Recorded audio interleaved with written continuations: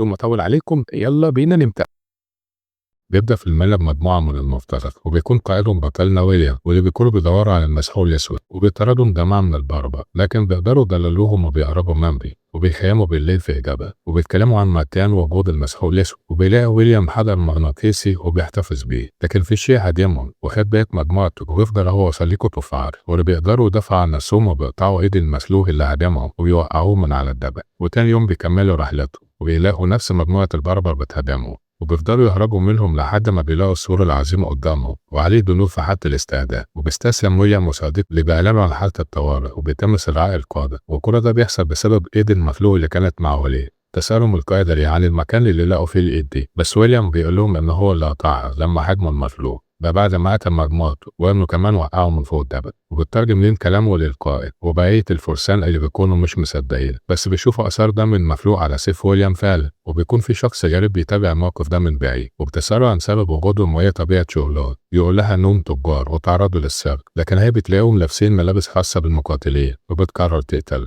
لكن القائد بيوقفها وبيقول المستشار بتاعه ان القدر ده ابوها دي مقطوعة حديثة والسيف بتاعه عليه فعلا اثار دم المخلوق يعني ما بيكذبش وهو بالتالي بيجي بنت بيبلغهم اللي فيه هجوم عليها وهنا بيرتقب الموقف وبتبتدي طابور الحرب اللي شرب الاستعداد لبيع وحدات الجيش وبياخدوا ويليام وصديقه علشان يحبسوهم وهم في طريقهم بيسأل ويليام ايه اللي بيهدمه المخلوق اللي قطع ايده وقتل الراجل وبيحاولوا يدفروه من الزنزانة بس لضيق الوقت فبياخدوهم معاه تحت الحراسة وهنا بيشوف استعدادات غير طبيعية وأول مرة يشوفوها في حياته وبيقعدوا على حافة السور وبيبطوا فار لويليام اللي يريدوا المشاة لون الزي بتاعهم أسود والرماية أحمر واللون الأزرق كلهم فتيات وبيكونوا لسه مش عارفين إيه دورها وبير ويليام من التنظيم والضبط وبيقولوا صديقه إن عمره ما شاف جيش بالشكل ده والكل بيكون في حالة تأهب وانتظار ويبتدي يقوم مخلوقات التوكيل وبيطلبوا قاعدة الأسلحة بعيدة المدى وبيفكوها فعلا بس الأعداد بتكون مهولة وبرضه بيكملوا هجومهم عليه وبيرموا السهام برضه في اتجاهها وبيستهدفوا عيون التوكيل وبرضه بيقتلوا أعداد كتير لكن التوكيل بتكون زي موج البحر ما بتخلص وبيجي دور الفتيات اللي هم لابسين الزي الأزرق واللي بيقوموا بمنتهى الشجاعة بدور انتحار بس الكثير بتكون كبير والشخص الغريب بيكون برضه واقف وبيتابع الموقف وبتظهر مخلوقات من التوكيل بس أشكالهم وأحجامهم مختلفة عن الباقيين وبيكونوا الحرس الخاص بالملك اللي القائد بيدي أوامر بقتلها لكن الحراس بتوعها بيتحولوا لضرر وبيحموها فبتدي أوامر عن طريق ذبذبات الجنود إنهم يطلعوا على السور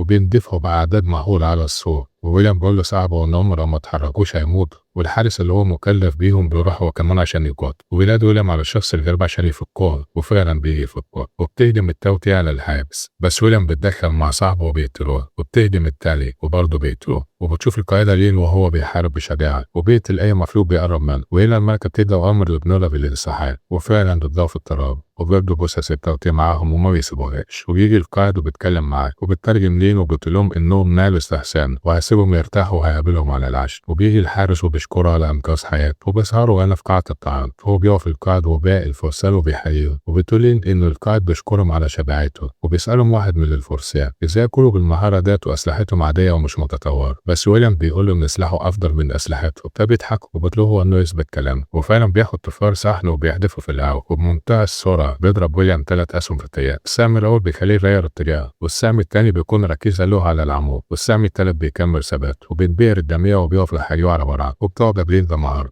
والابتدائي للعاش على طاولتها وبيسألها اتعلمت الإنجليزية فيه ومن امتى وهي موجودة في المكان ده بتقول إن بلار ده هو اللي علمها وإنها في المكان ده وهي عندها 5 سنين وإنها ما تعرفش أي حاجة عن أهلها فقال لها إنهم متشابهين هو كمان ما يعرفش مين أهله وإنه انضم للجيش من وهو طفل فبتسأله كجندي قال لها لا شغلته كانت لاقة فضلات بس بعد كده بقى مساعد فارس وبعد كده بقى رامي سياف بتقول له كل ده بتعمله علشان بلدك قال لها لا علشان تاكل وعيش تسأله تحت كام راية كان بيات قال لها كتير الإنجليز والأسبان والفرنسيين ردت عليه وقالت له إن هم كده مش متشابهين وقالت له إنه يطلع يقابلها على السوق وبتشاور له إنه يطلع لها وبتديله الحزام وبتسأله لو حابب يجرب وبيمشي على الحافة وبيسأل عن براءة الجلود اللي هم مسؤولين عن مرافق بترد عليه بإنه سأل السؤال الغلط والمفروض إنه يسأل الحبل مربوط ولا لا قال لها طب والإجابة قالت له الثقة والإيمان بقضيته وتعرف إنهم بيقاتلوا وبيضحوا بحياتهم عشان إيمانهم وثقتهم ببعض مش عشان الأكل والأموال فكان رده إنه مش هيفوز من على الحفل وإنه عايش لحد دلوقتي برغم اللي شافه بسبب عدم ثقته في حد ذات نفسه وبيكمل إن عندها حق وإنهم فعلا مش متشابهين ونروح للصورة اللي بيرتبوا فيه سلاح جديد وبيكون بلارد بيجرب قدامه معينة صغيرة جدا من المسؤول وبيعرفهم مدى قوته وفرصتهم الوحيدة في الهرب بكمية كبيرة هو وقت الهجوم الثاني للتوكي وبيسألوا ويليام عن مفاتيح مخازن المسحور قالوا إن عنده من المسحور اللي يكسر تبديل الإكفاء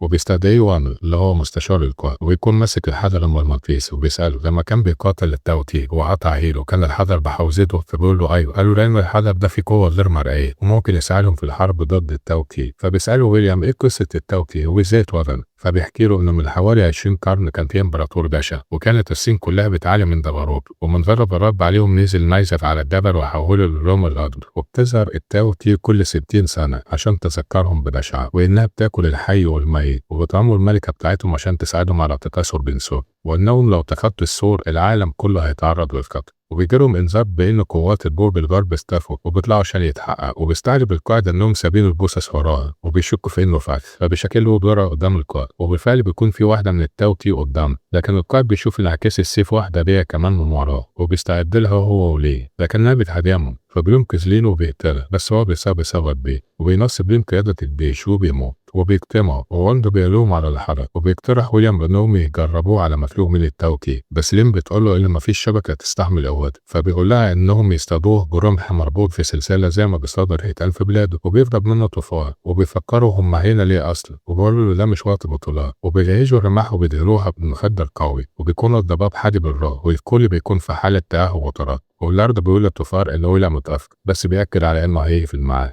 وبتظهر التاوتي ولين بتؤمر بتجهيز الأسلحة الجديدة، وفي جنود مربوطين بحبال للتصدي كمان للتاوتي، وويليام بيتراجع علشان يراقب الكفار، ويبدأوا في إطلاق الرماح المدهونة بالمفاعل، وفعلا أصاب عدد كبير من المصلوحات، لكنها كانت بتخلص نفسها وبتساعد جارة في التفليس من الرماح دي، وبتبقى رمح واحد هو اللي لسه متعلق بواحدة من التاوتي، وهنا بيبدأ ويليام عن فكرة الهروب، وبيقرر الانضمام ليه، وقالهم ما يشبش السلسلة عشان المفلوج ما يفلتش، وانهم كمان لازم يعزلوه عن الباقيين، فبتدي لين اوامر باطلاق حلقة نار، وبتقول انهم هيطلقوا السهام الصرافة، ودي بتعمل صوت عشان يحدد مكان التوتير، وهو بدون تفكير بينط ويليام وبتنديش ليه لانه نط من غير حتى ما يربط نفسه بحد، وبيضربوا السهام الصرافة وبيربط التوتير اللي صدرت فعلا، وبيسمع صوت الصفير بتاع السهام وبيقتل اللي بيهدم عليه، بس في واحدة تانية بتهدم عليه من وراه وبتتقتل برمح بيكون بتاعته فار اللي بينقذه، وبيفضلوا يقتلوا اي مخلوق بيقرب منه، وبيضرب ويليام السهام الصرافة في اتجاه الصور، وبتفهم لين وبتؤمر باستخدام المسحور العسل واللي بينفجر في كل حاجة، وويليام متفرد في قدر وعاء، وبيتم إنقاذه وأسر التاوتي، وبيفوق بيلاقي لين قدامه وبتسأله هو ليه نط من على السور وبدون حتى حبل يأمن، رد وقال لها الصدق والإيمان باللي هو بيعمل، فبتشكره وبتسيبه وبتروح، ونروح للتاوتي واللي بيجربوا إنهم يقربوا منها الحجر المغناطيسي اللي أول ما بيقرب منها بتدخل في حالة ثبات، وبياخدوها عشان الإمبراطور نفسه يشوف، وبيرجع على صديقه اللي بيقول له إنه نسي نفسه وافتكر نفسه برضه، بس الكلام ده بيضايق ويليام اللي بيسيبه وبيمشي، وبيطلقوا انذار بافتراق السور من التاوتي، وبيلاقوها فعلا افترقت السور وعدت من، وبيكون طفار وبلارد بدأوا في تنفيذ خطتهم، وبيشوفهم الحارس اللي ويليام أنقذ حياته قبل كده، وبيجي ويليام علشان يمنعهم لكنهم بيخلوه يفقد الوعي، وبنبدأ القايلة لين اللي بيقولوا لها إن التاوتي لو وصلت العاصمة مش هتخلي حد والعالم كله هيكون في فضل، وعشان يوصلوا للعاصمة قبل التاوتي مفيش قدامهم غير إنهم يستخدموا المنطقة، بس بيقولوا لنا إن تجربة السفر بالمنطقة دي فشل، لكن هي بتكون خدت القرار خلاص، وبيوصلوا بالتاوتي الأسياد للعاصمة، وبيمسكوا ويليام، وبيعرفوا لين إن صديقه هو بيعرض يسرق كميات كبيرة من الناس، ويليام كان موجود في المكان السبت، وبيحاول ويليام إنه يدافع عن نفسه، بس هي بترفض تصدقه وبتكون عايزة كمان تؤمر بعد، لكن بيجي الحارس اللي شاف الواقع وبيحكي إن ويليام كان بيحاول إن هو يمنعه وإنه ما كانش كمان مشترك معاه، فبتؤمر بحجزه، وبتبعت مجموعة من البنوك للقبض على الطفاة وجلار اللي بيرجع طفاة وبياخد الخيل والمسحوق وبيبدأ في سفرهم للعاصمة بالمنطقة، بس في منهم اللي بيفشل ومنهم اللي بيندم، وبتكون لينا على واحدة منها، وبيخرج ويليام وبيروح يسأل وان عن اللي بيحصل، وبيعرفوا إن التاوتي قريبين من العاصمة، وقالوا إن القائد لين هي اللي أمرت بإطلاق سراح، فسألوا عنها وعرف إنها في طريقها للعاصمة عشان تحاول تقتل الملك، فبيقرر إنه ينضم ليهم وبيحترموا شجاعته وبيهدوه دور خاص بالقائد، وبيجي حارس وبيطلب إنه يروح معاه، وبنرجع لأسر الإمبراطور اللي بيعرفوه إن الحجر المغناطيسي لما بيبعد عن المفلوج ده بيفوق من ثبات، هو فعلا بيفوق من ثبات، وبيطلق ذبذبات اللي بتستقبلها الملكة وبيظهروا اتجاه قلب العاصمة، وبيرجعوا التوتير ثبتتين بس بعد فوات الأول، وبيظهر بلارد واللي بيكون ممسوك من جماعة البرد واللي بيتعاملوا مع المسحوق باستهتار، هو بينتهوا جميعا، وبتوصل لين وبتلاقي التوتير يزد فعلا العسل واللي بتهجم عليه، ويلين بتقع معاها من فوق المنطاد وبيحاصرها، لكن ويليام بيوصل في الوقت المناسب وبينقذها، وبيشوف الملكة اللي بيكون حراسة بيأكدوا، وبيقول لهم وان لأن التوكي مش بيهاجموا طول ما الملكة بتبيض، وبيسأل طوفان لكن الحراس جايين وراه علشان يقبضوا عليه، وبيكون ويليام واللي معاه بيحضروا فشي للملك بأنهم يفشكوا المفلوج ويطعموه عشان يروح للملك، وهو بيجزيه يفجروه معه،